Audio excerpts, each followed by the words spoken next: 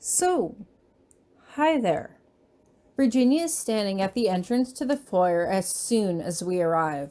Her hair is back to being a frizzy mess, and she is just wearing a long nightshirt covered by a satin robe. You! I rush up to Virginia as I wrap my arms around her, hugging her to me. How are you? Are you okay? How did it go? Are you feeling better? I'm fine, Virginia replies quickly, although she seems to be avoiding my eyes. This is not you being fine, I insist. I don't want to overstep my bounds, but you're acting very not like Virginia. I don't know what to say, Virginia says as she holds up her hands. Do you both want to meet her?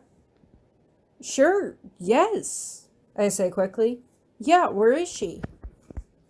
The staff made a room for her down the hall, Virginia explains.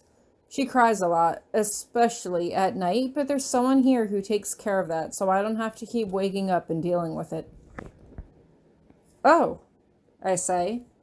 I'm not really sure what else there is to say, and we all walk in tense silence up to the room. There is a maid sitting in a rocking chair in the corner of the room as we walk in, and I greet her quietly as I head over to the crib. Inside is a baby wearing little sky blue pajamas. Her eyes are closed, which makes her round face look almost comically squishy. Her nose seems almost too big for her face, and her mouth sits in a firm line on top of her non-existent chin, as if she was thinking critically about something.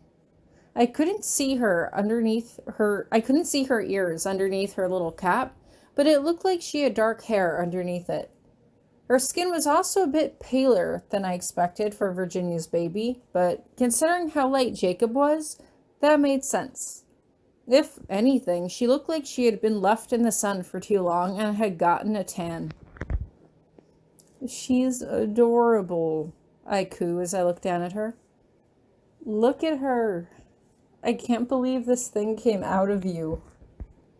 Oh, it definitely did, Virginia snorts, and I turn around to face her. Was it bad? I ask quietly, and Virginia looks confused before she shakes her head. No, it was pretty easy, she says with a shrug. I was up and running around pretty much until the moment I gave birth. I was taking a shower after walking around in the gardens when my water broke. It's weird. I actually didn't realize what happened until I turned the shower water off and realized that water was still running down my leg. That's when I felt the contractions kick in, but she popped out pretty quick. No muss, no fuss. Lucky you, I tease as I look back down at the baby that had spent the past few months growing inside Virginia's body. So, yeah, Virginia says as she looks back down at her baby. Born at 6:37 at night. 8 pounds, 6 ounces, 20 inches tall. She's a lot bigger than that now, I tease. Do you want to hold her? Virginia asks, and I quickly step back. No way, I say. She's sleeping. Even I know better than to touch a sleeping infant. Besides, I've never even seen a baby this close before. What if she wakes up and starts fussing and I drop her? Splat, Virginia teases, and I can't help but gape at her. I knew Virginia had a dark sense of humor, but this was her child. She had given birth to it. It had sat in her body for 9 months.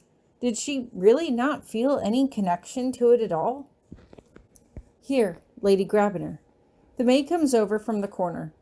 I will show you the right way to hold her.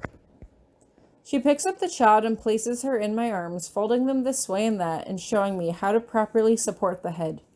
She eventually moves her hands away, and I am left standing in the middle of the room holding a sleeping baby in my arms.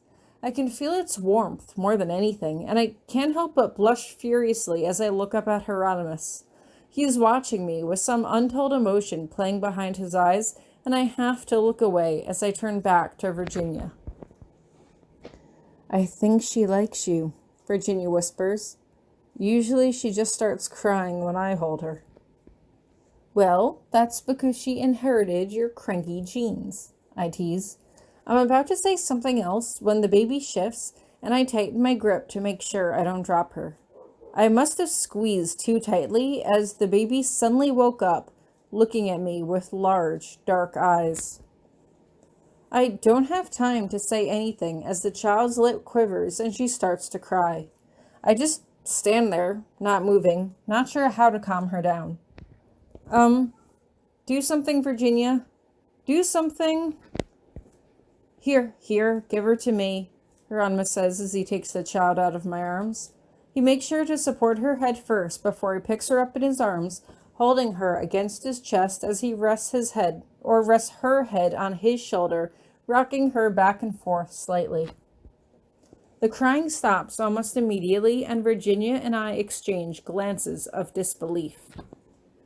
Did you use magic? I ask him.